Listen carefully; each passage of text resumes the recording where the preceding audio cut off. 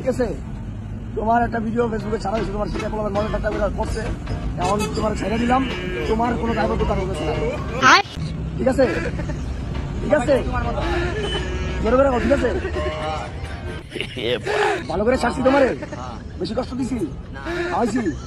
ঠিক আছে, তুমি তোমার মতো তোমার রাস্তা নাই চলে বা চিন্তা করবা না, কি করবা এটা তোমার ব্যাপার। যদি চিন্তা করো তাহলে তোমার আবার এই অবস্থা হইবে। খারাপ অবস্থা হইবে। এর চেয়ে ভালো তুমি চাষ করে খাও, বাড়িতে যা ধান চাষ করে খাও। হালাই জায়গা মতো খাইছে কট, এবার মনে মনে ভাবতেছে দরকার পড়লে জমি বেচা খামু, আর জীবনেও চুরির নাম মুখে আনবো না। এবার ঠিক মতো ধরা খাইছি ভাই। আমাকে মাত্র বলতেছে বিপদে পড়লে নাকি আমরা থানায় আসবো। ইস, বুঝছো? ওনারা বলছে এখন নাকি আমাদের সাথেই আছে, বুঝছো? লোক একটা হিরো। আব্বু তুমি কি যা বলছো একদম ঠিক বলছো, তুমি কোনো খারাপ কথা বলো নাই।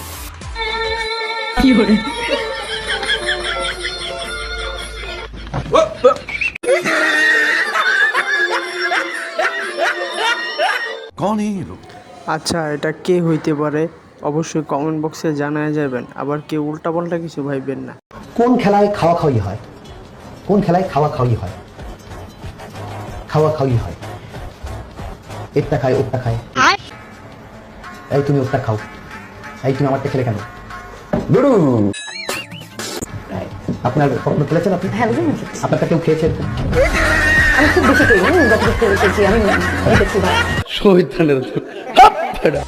ভাইয়ের প্রশ্ন করাগুলা কিন্তু জোশ হয়েছিল, আর আপুর রিয়াকশনটা দেখেন, আপু কিন্তু অন্য জগতে চলে গেছে। আমি আমলিকের বিপক্ষে কথা বলছি, সরকারের বিপক্ষে কথা বলছি।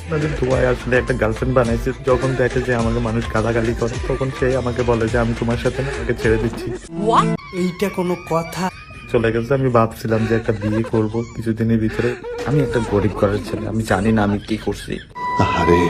কিভাবে ভালোবাসা হয়েছে? হ্যাঁ, মোবাইল। তুমি ওর ছবি দেখেছিলে ফেসবুকে প্রথমে? আপনি ফেসবুকে সবই ডিটেইলস পুরো দেখে নিয়েছিলেন তো? হ্যাঁ, মোবাইল আমরা তখন দেখছিলাম, আমরা দেখা দেখি হয়েছে। আর আগে কোনোদিন সামনাসামনি দেখা হয়েছে? না, সামনে মোবাইল আমাদের প্রথম? ও ভাই কেমনে কি চাচা যেখানে এত সুন্দর মাইয়া পটায় ফেলছে, আর আমি এখানে কি করতেছি? আমি কার কি ছিলাম? আর যারা বলতেছে পারিবারিক চাপ থাকতে পারে, আমি এটাও বিশ্বাস করি।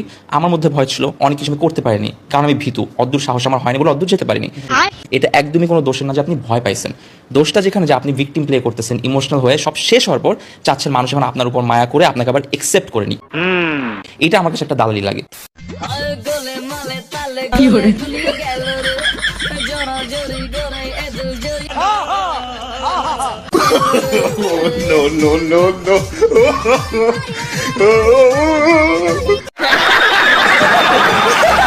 ভাই আপনারা যে যাই বলেন, আমার কাছে কিন্তু ওর ডান্সটা সেই লাগছে, ও পুরা পাগলা ডান্সার কিন্তু।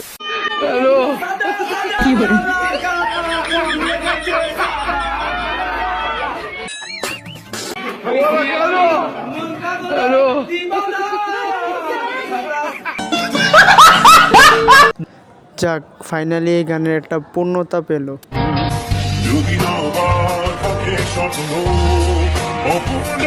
চলো ভাই।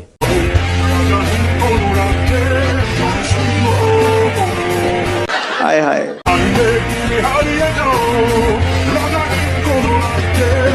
তার মুখের হাসিটা কিন্তু অনেক কিছু বোঝায় দেয়। আর গায়ে একটা জিনিস বুঝতে পারলাম, পৃথিবীতে এখনো ভালো মানুষ আছে।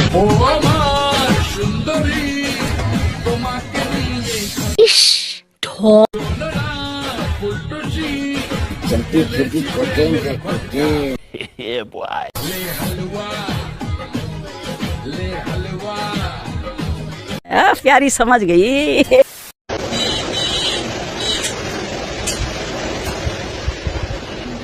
চলো ভাই।